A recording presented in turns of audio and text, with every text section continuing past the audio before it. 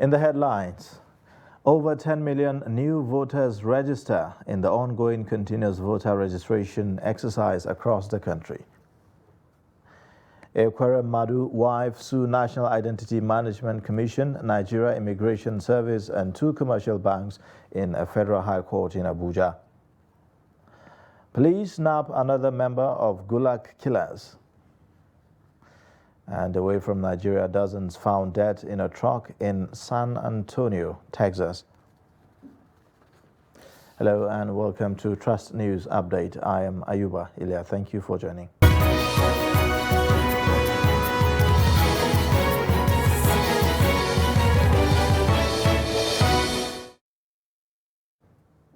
And now the details. Over 10 million new voters have registered in the ongoing continuous voter registration exercise across the country.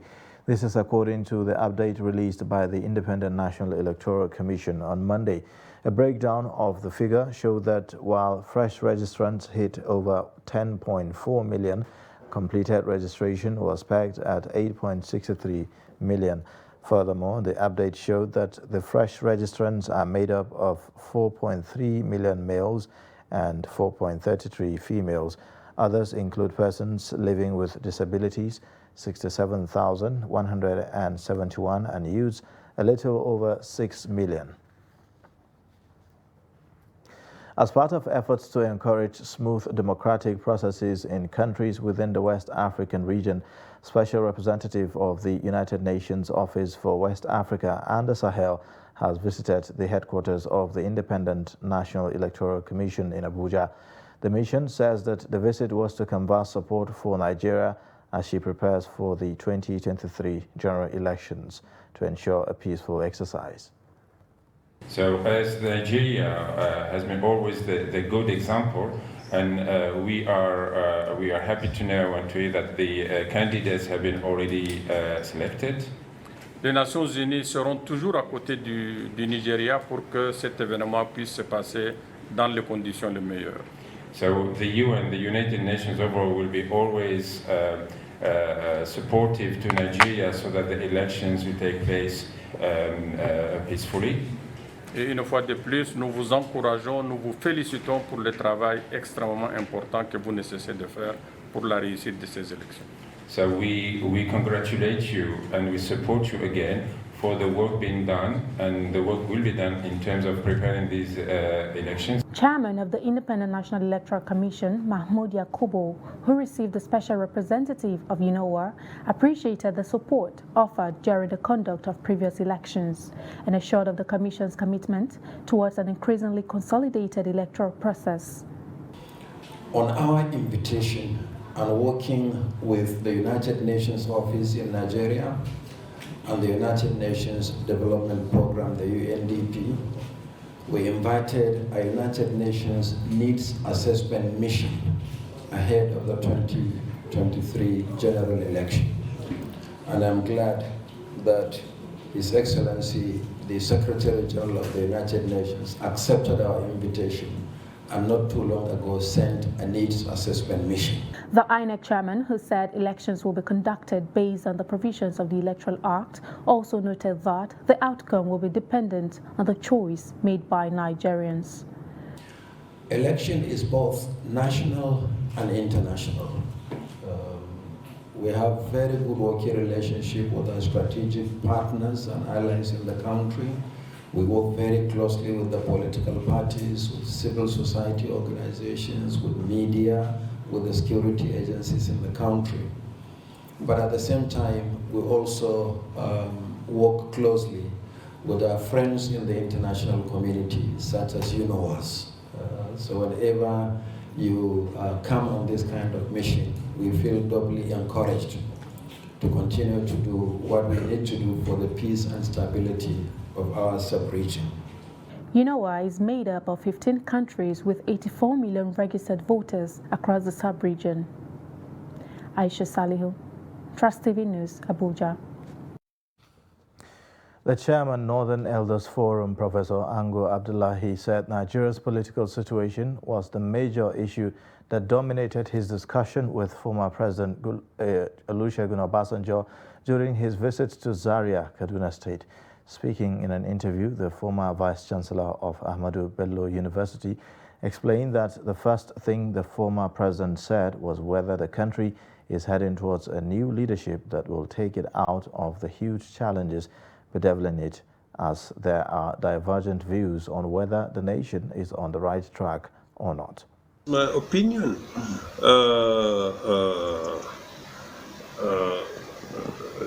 it doesn't. My opinion on the candidates in terms of their quality does not necessarily force the parties that put them there to change. But if for any reason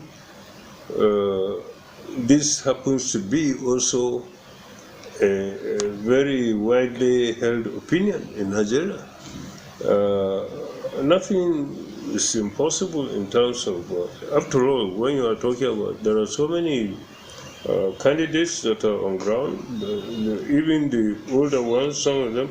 Up to now, I don't understand that the APC presidential candidate has not been able to even decide who is going to be his running mate. So there are things are quite fluid and flexible.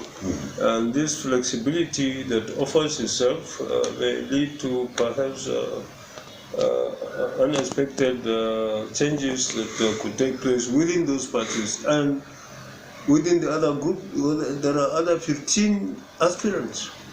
The other 15 aspirants may be thinking the same way as some of us are thinking, and it's possible that perhaps they are putting their heads together to see whether it's possible from among them they could all rally down one that they perceive or they see as a possible good candidate that they will also present to compare with the others that are already there. Now, sir, what face to define ways for them politically? Being the chairman, have you charted course? Have you identified where the North should go this time? No. I think the Northern Elders Forum has a direction which it has set for itself since its formation.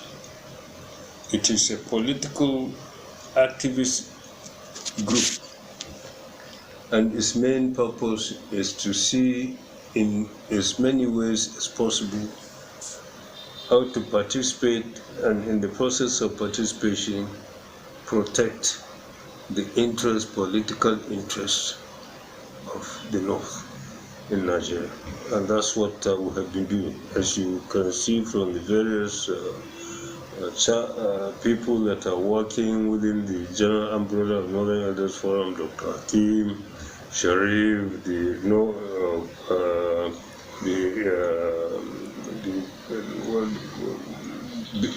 group that calls itself Coalition of Northern Groups and so on. All this, obviously, they are engaged in the various debates in terms of interest. Other parts of Nigeria are saying interest. You could see the various debates that have taken place in terms of where would the president come from and so on. The issue all along has been, yes, it has to go to the south, otherwise so and so on, this sort of thing. These are the things that we kept our fingers on and made sure that the North is not shortchanged in any way.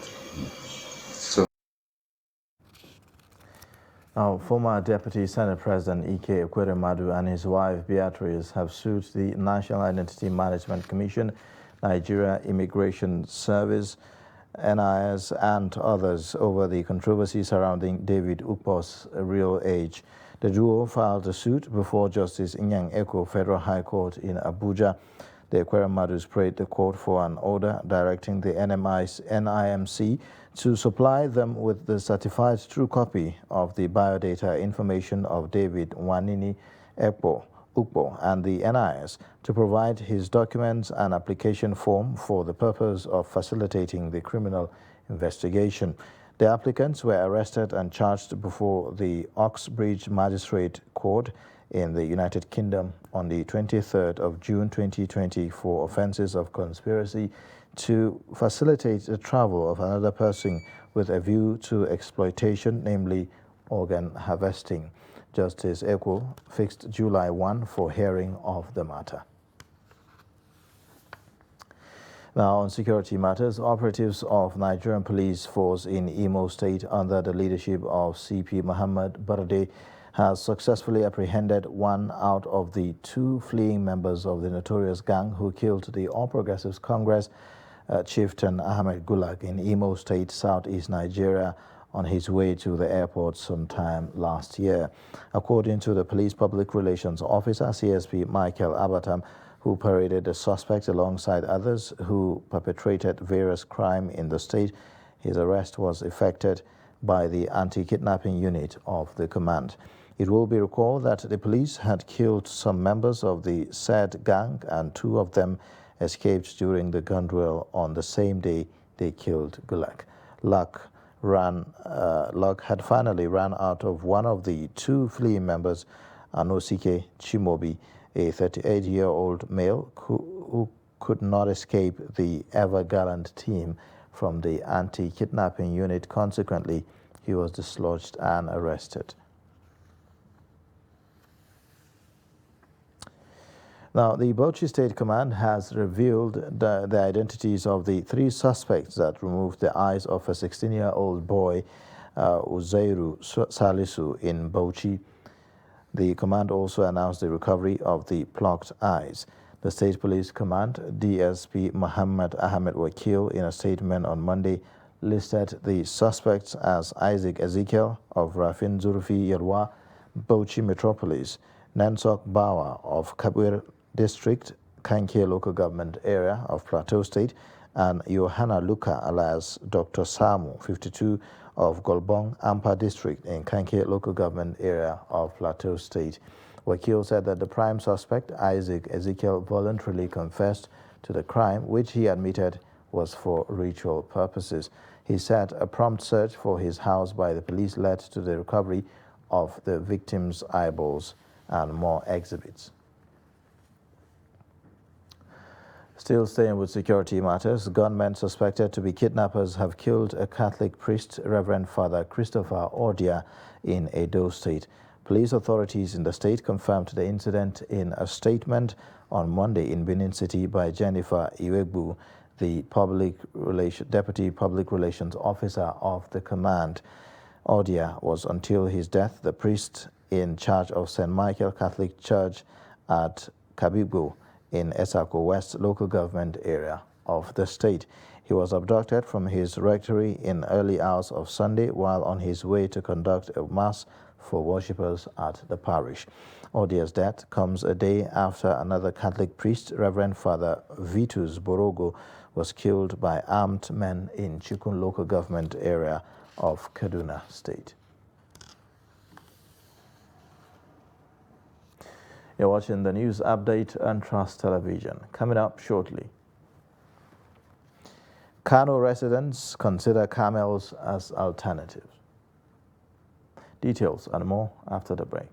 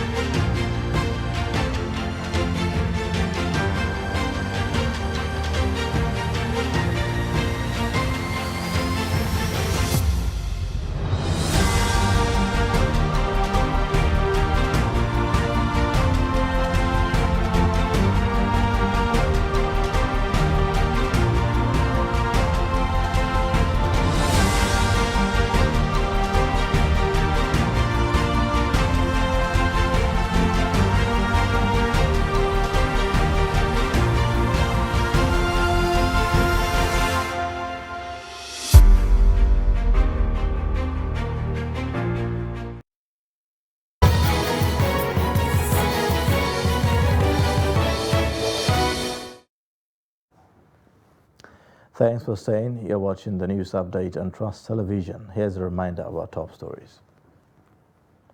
Over 10 million new voters register in the ongoing continuous voter registration exercise across the country. Ekwere Madu wife sue National Identity Management Commission, Nigeria Immigration Service, and 2 commercial banks in a federal high court in Abuja. Now, Nigerian pilgrims in Saudi Arabia are experiencing high cost of goods and services unlike what obtained in previous Hajj seasons. Some attribute the rise in cost to dollar value appreciation in the country. Sharif Al-Hassan talks to pilgrims on how the exchange rate is affecting their daily activities in the Holy Land.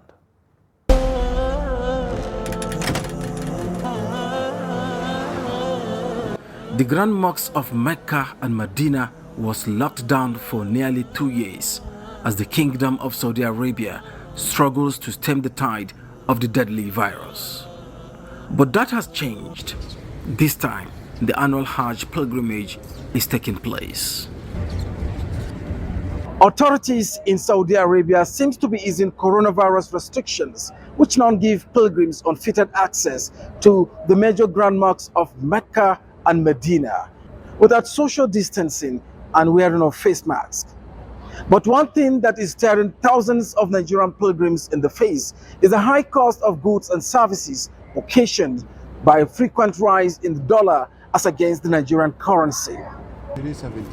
An exchange rate of $100 is approximately 65,000 naira, and to Saudi riyals is 375 riyals, and when converted to naira, 1 riyal is equivalent to 185 naira. So, for every goods and services patronized by a pilgrim in the Holy Land, the cost has nearly doubled or tripled compared to what was obtained during the last pilgrimage in 2019.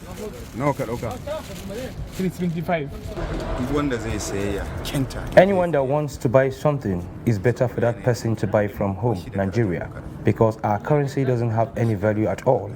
And if care is not taken, the money, one half might not be enough for him to do things throughout their stay. Barkindo Abdullahi Yakubu is one among thousands of Nigerian pilgrims feeling the brunt of the high cost of goods and services in Saudi Arabia. Barkindo is left with no option than to adapt and utilize scale of preference in his daily dealings to avoid running out of cash. It is very clear, especially for my compatriots who come from Nigeria, you find that the exchange rate differs significantly. $100 US dollars is equivalent to 375 riyals, Saudi riyals. While if you compare it to Nigerian currency, you find that $100 is about 68,000 naira or so, or thereabout. So there is difference, and that difference is giving Nigerians headache. For now, as pilgrims continue to grapple with the high cost of goods and services, Barkindo and many others who are on a pilgrimage in the country are cautious in their spending till their last stay in the Kingdom of Saudi Arabia. The 2022 Senior School Certificate Examination for school-based candidates conducted by the National Examination Council (NECO) has commenced nationwide. Trust TV's Maradia Umar, who visited some schools, reports that the exercise commenced with practicals in various subjects. The report. In one of the schools in the city center, students were seen in clusters waiting for instruction to commence the examination scheduled for the day. Some students and the exam officer of the school said modalities had been put in place for smooth takeoff of the practicals examinations. Away from the city center, SX3 students were seen around the premises of the school we visited. The principal of the school declined a video interview, but however, confirmed that the NECO examination has started, adding that students are already writing their practical exams in an undisclosed hall in the school compound. Some candidates speak on the level of preparedness for the examination. Before this NECO starts, I first and have my timetable well written down, morning, afternoon and night, how I will read my book also. So as the examination is starting now, the first paper we have, I will start to read them and make sure I do well with it. I'm preparing very well for this NECO exam, and I just pray that my exams will be successful. And for the PhD practical, well, they say that we are starting on Thursday, so just pray that it goes well. Some of my colleagues are writing the practical as I speak now. My PhD teacher was not around and they gave us information that we are starting it on Thursday. I don't feel bad because they have the paper and that is their subject because I'm not studying the subject. Effort to speak to some of the invigilators proved abortive, but the students are, however, hoping for good grades when the results are finally out. Martia Umar, Trust TV News, Abuja. The Rivers State Command of the National Drug Law Enforcement Agency, NDLEA, says no fewer than 145 suspected drug dealers are being prosecuted in various courts in Rivers State. The State Commander of the NDLEA in Rivers, Dr. Ahmed Mahmouda, made this known at a sensitization campaign to commemorate the 2022 International Day Against Drug Abuse and Illicit Trafficking in Port Harcourt. The report. As part of its campaign in the fight against drug abuse and substance use in the country, the Rivers State Command of the National Drugs Law Enforcement Agency, NDLEA, in collaboration with some civil society organizations and pharmacists, staged a sensitization awareness campaign on the need to end the ugly menace against the youth.